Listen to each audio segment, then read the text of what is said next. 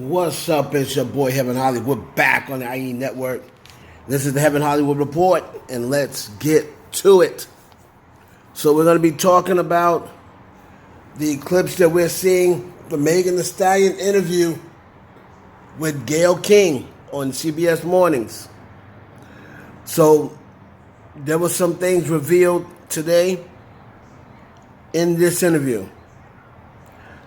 Now, Megan Thee Stallion once again went over the night that she allegedly got shot. And she said, of course, Tory Lanez is the one who did it. She basically went over again why she said initially that she stepped on glass. She said she was trying to protect everybody. According to Megan Thee Stallion, and I'm going to say according to Megan Thee Stallion, Tory Lanez offered her $1 million. Offered them, I guess he's talking about her and her friend Kelsey, $1 million, not to say anything. Then there was this text message that CBS Morning said that they got from Megan Thee Stallion's security guard. It was supposedly a text from Kelsey that says, "Help, Tory shot Meg." Now, of course, people, and thanks to the vote for that, of course, people are going to say, "Oh, look at the time, 7:27 a.m. Is he in another time zone? Because why does that text message say 7:27?" So it's up to you to believe what you want to believe. So here is CBS Morning saying that this is the text message that they have obtained. Okay. Now, other things that she brought up. She says they were not in a sexual relationship. She's been saying that the whole time. That's a little hard to believe when you hear Tory, when you hear when you see the transcripts, when you hear Kelsey's song. Those are a little hard to believe. This text message is hard to believe because remember, Kelsey's been saying from the beginning she didn't do it. I wasn't the one with the gun. She also said in that same diss song, all you had to do is clear my name and I would have been told it. So, far as her not having a sexual relationship with Tory, that's a little. And the way she paused it before she answered, that lets me know that if they never had sex, something happened. He either gave her head, oral sex, they were kissing, touching. But I find it hard to believe, and again, I'm not calling Meg a liar, we'll see. It's just hard to believe that because of everything that happened and the way it happened, that was saying in court, that she never had an interrelationship with Tory. That's just a little hard to believe. But that's what she says. Also stated that, they showed a picture of her foot and stated that she still has fragments in her foot. That text message is very telling.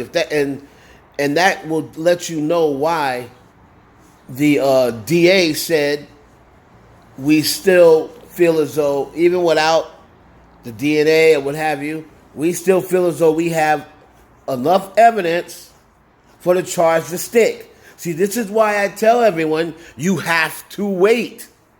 Because you've only really been hearing, as far as court goes, you've been hearing Megan's side in the media. You've only really heard Tory's lawyer's side as far as court goes. The prosecution, because they're just trying to find out whether it is enough evidence to go to trial, the prosecution has not really let any of their evidence out. Once the trial starts, that's when the prosecution is going to release their evidence. She's saying he offered them $1 million. She also says something about text message and phone records that they have. So these are big accusations and statements from Megan Thee Stallion, and she said that she just wants it to play out in court and let everything come out. And once again, she said, why would I lie about getting shot?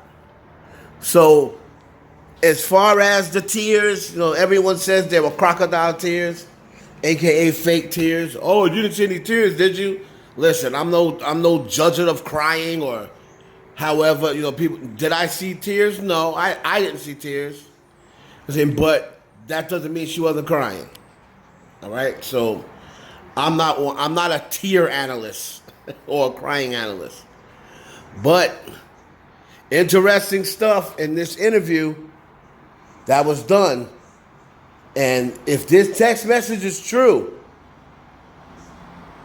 why would Kelsey, people are going to say, well, Kelsey just texted that to throw everyone off?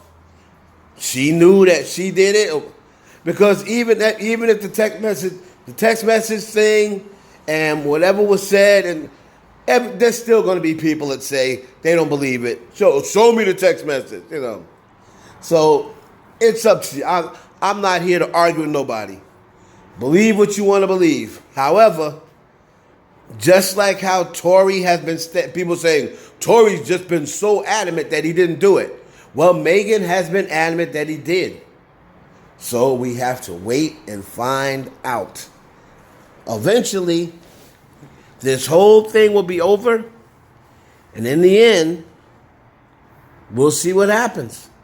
But what did you think of the evidence? Well, not evidence. What did you think of the statements by Megan Thee Stallion? What she's claiming to do, what CBS said they obtained this text message. Do you believe it? Or do you think that that's fake? Do you think they paid off, whatever? They paid off the medical examiners. You tell me what you think. Then let me know in the comments below. I'm sure there's going to be people breaking down this interview. But just wanted to give you my take on it. I think it's very telling, and I definitely do not think it helps Tory. I believe that Megan Thee Stallion did this interview because she was losing the battle on social media. I believe because of all the things that's been going on in social media, I believe this is the reason why she brought to this table, and there's a few other things that had never been heard. Like, this is the first time we're hearing about that text message, right? It's the first time that she publicly admitted, no, we did not have an intimate relationship. So there's a lot of things. And then it's the first time we heard an amount. He offered me $1 million. So I believe she's doing this, and Rock Nation is strategically doing this because they said and this is my take, most of the black people have turned on you. Let's go get the white people.